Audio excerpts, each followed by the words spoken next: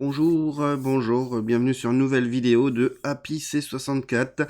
Et aujourd'hui, on va parler un petit peu de la mémoire du Commodore 64 parce que pour programmer le Commodore 64, il faut connaître un peu son architecture. Donc, sur la chaîne Happy C64, on va parler aussi architecture du Commodore C64. Alors, si vous aimez les vidéos et si vous voulez continuer à voir des vidéos, n'oubliez pas de vous abonner à la chaîne, de mettre un petit pouce vers le haut et de clocher la cloche. Et un petit commentaire serait pas de refus. C'est parti, on y va. Alors, le Commodore C64 est régi par un processeur de MOS, le 65010, qui était un processeur 8 bits avec un compteur de programme sur 16 bits. Ce qui veut dire qu'on peut adresser 64 kilooctets de mémoire, soit 65 536 octets. Une grosse information pour les débutants, ils savent pas trop ce que c'est. Et ben en fait c'est très simple, notre processeur peut lire en même temps sur une même plage de mémoire 64 kilooctets de mémoire, c'est ce qu'on appelle l'adressage mémoire. Voilà, on a mis les choses en bas, les bases, pardon. On va pouvoir attaquer la suite. Alors, on parle beaucoup de RAM. Qu'est-ce que c'est que la RAM sur un micro-ordinateur? C'est tout simplement de la mémoire vive. Ça veut dire on place une information, chaque case c'est un octet. Un octet c'est la mémorisation d'une valeur comprise entre 0 et 255, soit 8 bits. Le Commodore 64 embarque 64 kilooctets de mémoire dans la machine, donc le maximum que le processeur puisse lire en même temps. Ça, c'est cool. Au moment de la sortie du Commodore 64, il n'y a pas énormément d'ordinateurs qui embarquent 64 kilooctets de mémoire. Donc c'est une belle machine. Il y a eu peu de temps après, le CPC 464 qui embarquait 64 kilooctets de mémoire. Les ZX Spectrum, c'était 48, voire même moins, je crois, à son départ. Je peux dire une bêtise. Donc, le C64 reste une belle machine pour son époque. Maintenant, nous allons voir un petit peu les entrailles de la mémoire, comment elle est organisée, grosso modo, pour pouvoir utiliser Happy C64 ou pour votre connaissance culturelle rétro. Donc, ce qui veut dire que notre mémoire part à l'adresse 0 pour aller tout simplement à l'adresse F, F, F, F. Ça, c'est notre plage mémoire lisible par le MOS pour le 65010. Ce qui nous fait 64 kilooctets. Voilà. On peut dire que cette mémoire est découpée en 4 blocs. Ces 4 blocs de 16 kilooctets. C'est utile, les blocs, ça permet de voir un peu où nous sommes et c'est très utile pour la puce vidéo qu'on verra ça dans une autre vidéo. À petite précision, dans mes vidéos sur Happy C64, on ne parlera pas ou très peu du basique. Pour la bonne et simple raison qu'on n'en a pas besoin pour programmer le Commodore 64 avec Happy C64. Il se programme en langage de programmation C. Voilà, donc je ferai l'impasse sur le basique. On va aller voir un peu les adresses des blocs. Le bloc 1 se situe à l'adresse 0 et se poursuit et finit à l'adresse 3 FFF. Le bloc 2, lui, commence donc à l'adresse 4000 et se poursuit à l'adresse 7000 FF. Le bloc 3, lui, débute à l'adresse oui, c'est artisanal mes vidéos. 8000. Et se finit à l'adresse BFF. Et enfin, le bloc 4, lui, débute à l'adresse C0 et finit à l'adresse, oui, vous avez bien vu, triple F.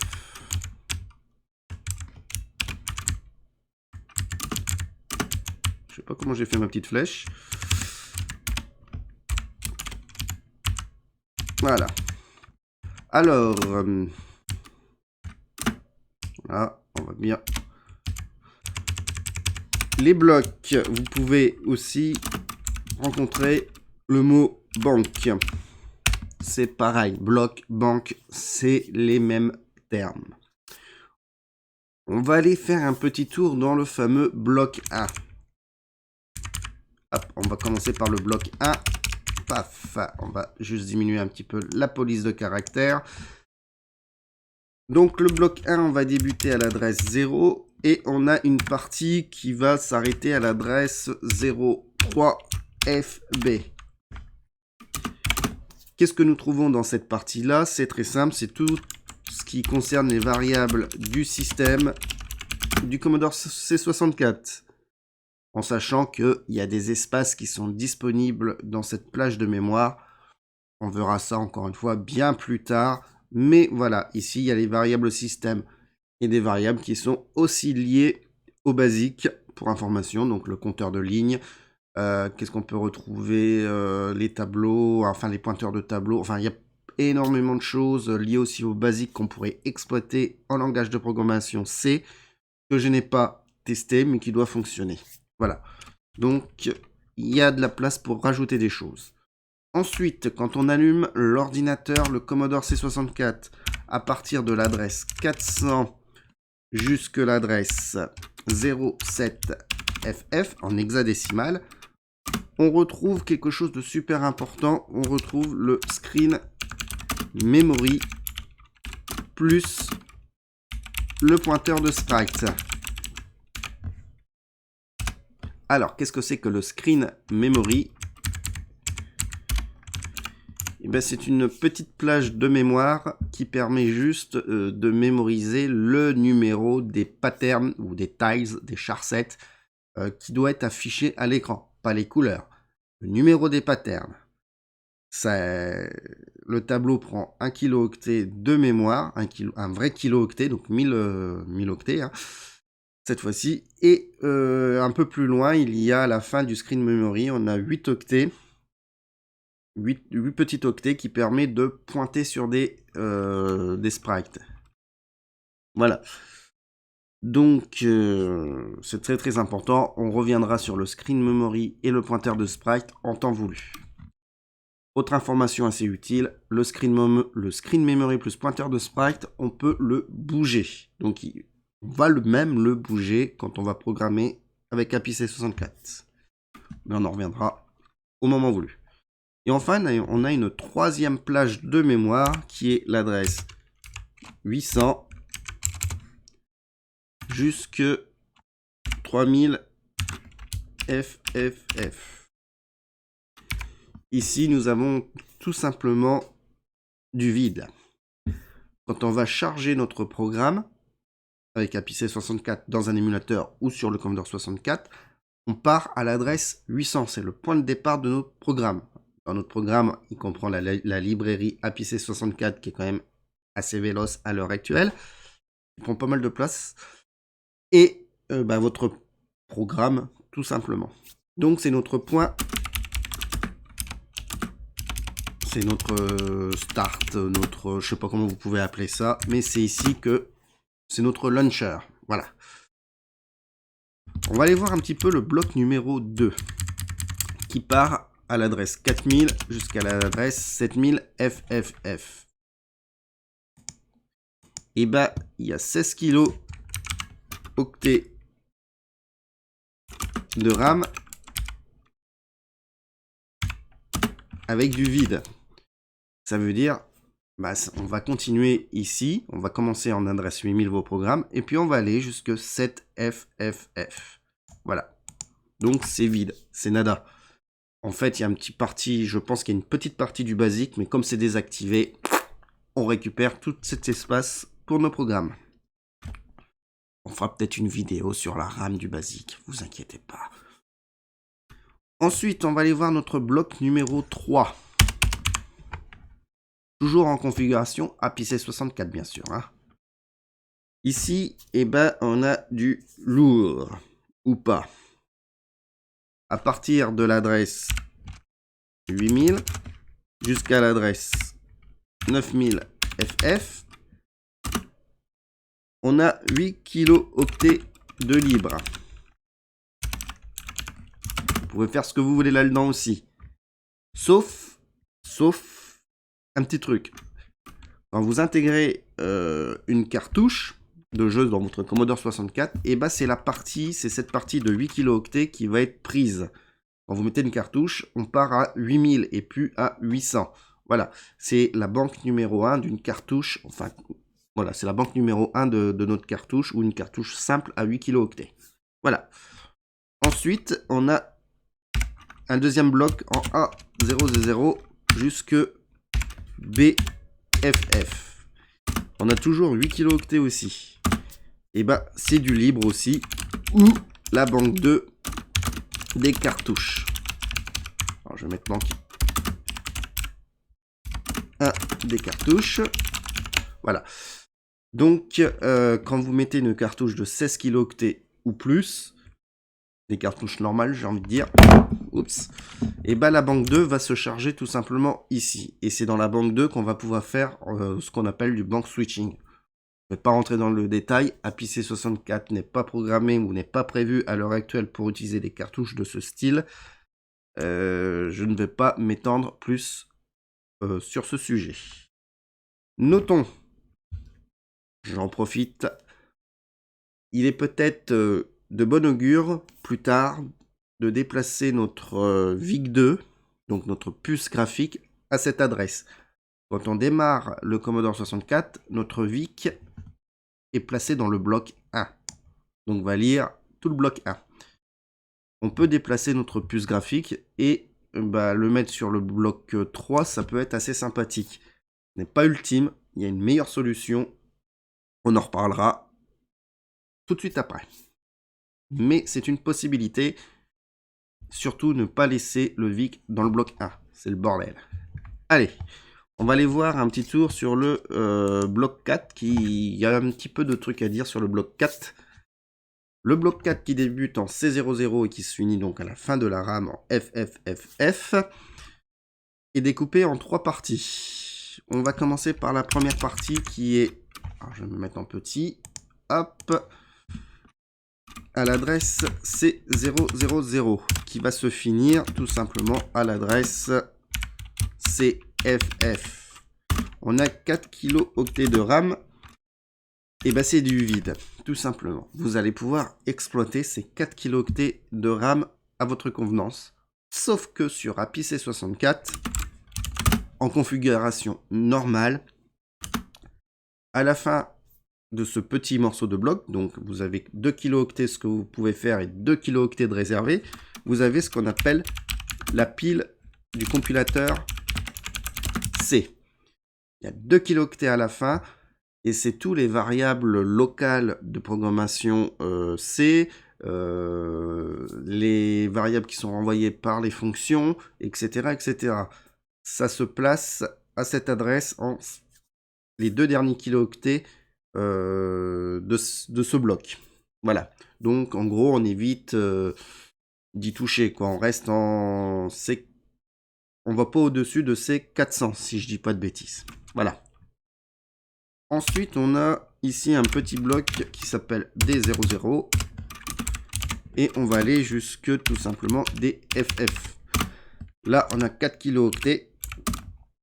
Et c'est pas touche à sa petit con pour vos programmes.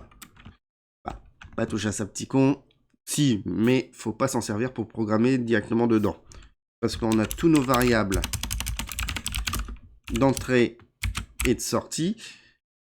On a tout ce qui régit les sprites, la musique, enfin plutôt les effets sonores. On a notre color screen. Alors le color screen, c'est comme le screen memory, sauf que ce qu'il y a à l'intérieur, c'est les couleurs affichées sur les blocs de 8x8. On en reviendra encore une fois plus tard quand on parlera du VIC. Et on a des tas de choses de configuration du Commodore 64. Voilà, donc on n'y touche pas, véritablement. Et enfin, la dernière partie, qui débute en E0. Alors là, j'ai mis un 0 de trop, je suis désolé. En E00, qui se finit à la fin de notre RAM. On a 8 kilooctets qu'on appelle le kernel. Qu'est-ce que c'est que le kernel? C'est tout simplement le système d'exploitation du Commodore C64. On a des routines pour gérer le lecteur de disquette, le lecteur de cassette. On a plein de choses à l'intérieur. C'est 8 kilooctets de RAM. Alors, on va revenir un petit peu sur le kernel parce que c'est quelque chose d'assez important. C'est une puce, tout simplement, qui se superpose à la RAM. Ça veut dire qu'on a le kernel au-dessus, de la RAM en dessous. Il y a 8 kilooctets de RAM de libre quand même. On peut les exploiter de deux manières. La première manière pour exploiter les 8 kilooctets de RAM, c'est au moment où nous le souhaitons, désactiver le kernel. Il faut désactiver les interruptions, faire ce que nous voulons dans la RAM à cette adresse-là, réactiver le kernel, réactiver les interruptions. C'est lourd, ça se fait, des fois ça bug. Je n'ai pas encore tout à fait réussi à stabiliser ce petit souci-là, mais ça se fait. Il y a une deuxième exploitation à faire dans le kernel. Et c'est là que le Commodore 64 est assez puissant. C'est tout simplement de placer notre puce graphique dans le bloc 4. Notre puce graphique, qui est le VIC, est capable, sans faire de modification, d'écrire dans la RAM et de lire la RAM sans désactiver le kernel. C'est un choix que je propose dans la documentation de Happy C64. La méthode est expliquée, je vous en reparlerai encore une fois au moment opportun, et ça fonctionne très très bien. On se limite un petit peu, on perd 6 kilooctets de RAM pour nos patterns, nos sprites, mais on gagne tout le bloc 3 grosso merdo pour faire notre programme, et surtout qu'on a 16 et 16, 32 et tout cet espace pour notre programme principal. On récupère une grosse place pour notre programme principal. Donc c'est un choix judicieux à mettre le VIC2 dans le bloc 4. On reviendra parce qu'il y a d'autres configurations à faire. Sinon, pour information, dans les variables système, nous avons des variables libres dont je suis sûr qu'ils peuvent être exploitées. On fonctionne à l'octet pratiquement. On a la variable 0,42 qui est exploitable. On a la variable 0,52 qui est exploitable. On a la variable 00FB A 00FE, donc soit 4 octets, qui est exploitable. On a une belle petite plage en 0A7 jusqu'à 02FF. On a 89 octets exploitables. On a 03013. On a une plage de 8 octets. Hop, on a une plage de 8 octets ici.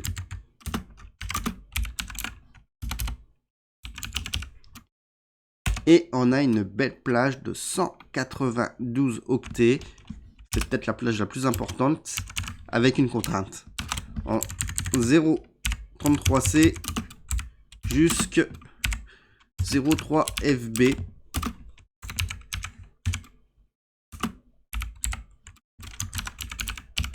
Mais attention, cette dernière plage, c'est le buffer cassette. Ce qui veut dire, si vous faites des programmes en cassette, une fois que vous chargez votre cassette dessus, vous pouvez récupérer cet espace pour votre programme. Donc faire des variables, de toute façon vous n'avez pas le choix de faire des variables dynamiques. Mais si plus tard, pour une raison quelconque, vous faites un rechargement de cassette, cette plage est corrompue. Donc c'est les nouveaux data de cassette qui va revenir dessus. Donc c'est exploitable quand vous faites de la disquette, parce que API C64 est pratiquement programmé pour faire de la disquette. Une belle plage de 192 octets, c'est quand même assez sympathique. Mais voilà, attention aux cassettes si vous utilisez ça. Voilà.